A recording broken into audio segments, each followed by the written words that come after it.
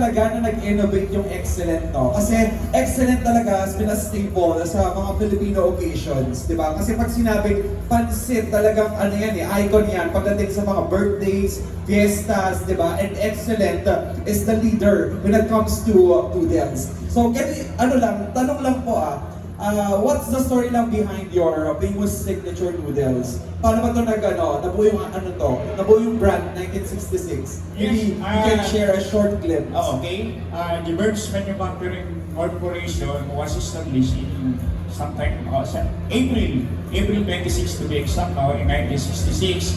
From there, nag-establish muna kami ng Tao kasi ako hindi naman ako ganun katagal sa The Birds, no? Matagal na rin, pero not that old, no?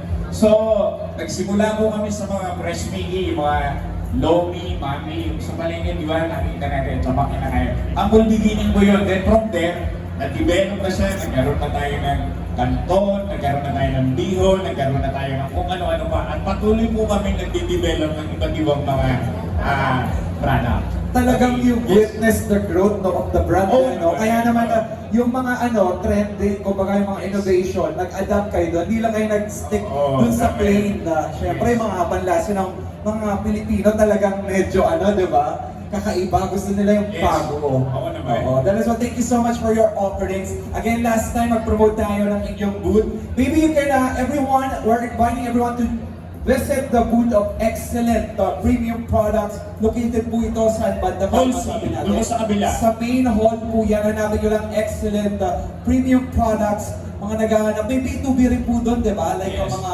for the restaurant owners. Yes, marami tayo kasi. May pagmamalaki din natin na most of the hotels in Metro Manila are purchasing us a promise.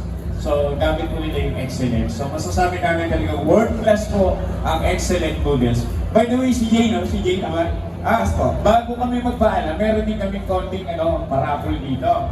Pero maganda yung mga bags. Wow! Grabe naman yun. Meron kami siyempre tanong bago nyo ma-avail. Based doon sa mga ipinatikim namin sa inyo at